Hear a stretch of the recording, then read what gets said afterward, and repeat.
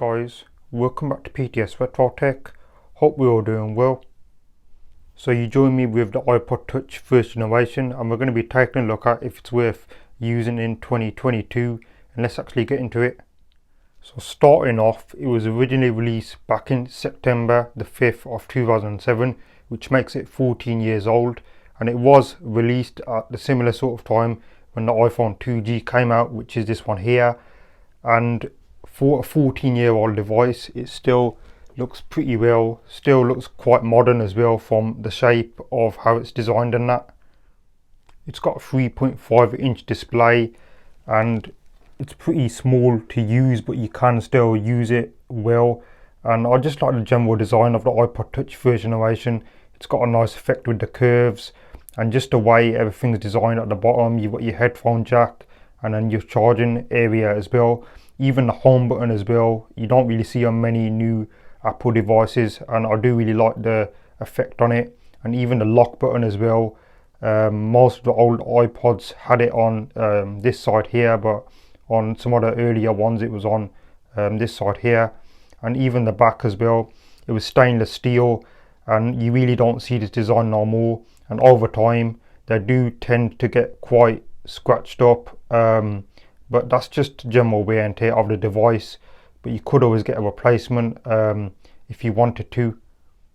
So this iPod Touch first generation runs iOS 3.1.3, and it is quite outdated now with certain apps because they request like a newer iOS, but it can still work fine on certain apps. And Safari can be quite slow, which I will shortly show you, but it can still do the job okay as long as you don't mind waiting. So I've got Safari up and doing a quick little speed test. Let's see how it performs. So I'm going to just check the weather, and it should be okay when loading up the page, but as I said, it can be a little bit slow. As long as you don't mind waiting, then it's okay. But it seems to be loading up fine now. But as I said, certain apps may be outdated on this iOS, like you won't be able to use YouTube because it will need a newer iOS, and then certain other apps as well. But you could do a quick little search like checking the weather.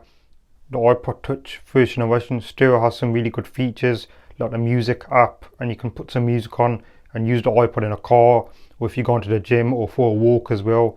And the photo app as well is a really nice feature as well, and even iTunes as well. So if you always wanted to buy some songs, you could always use that as well. And even the clock as well, you could use that as an alarm clock. Again, notes as well if you're going to remind yourself about something as well. Safari as well is okay for a quick little search, but as I said, it's not really the best, but it is what it is, and you can still kind of use it for quick searches, as I said, like searching up the weather. But overall, you can still use it in 2022, and it's a really good device. And as I said, it's got some really good features, and using it as well for music as well is really good. And it's got a nice feel to it in the hands as well, which I do really like, and the shape as well is just fantastic. Hope you enjoyed the review on the iPod Touch first generation. If you did, please do give it a thumbs up, and please do subscribe to PTS Retro Tech.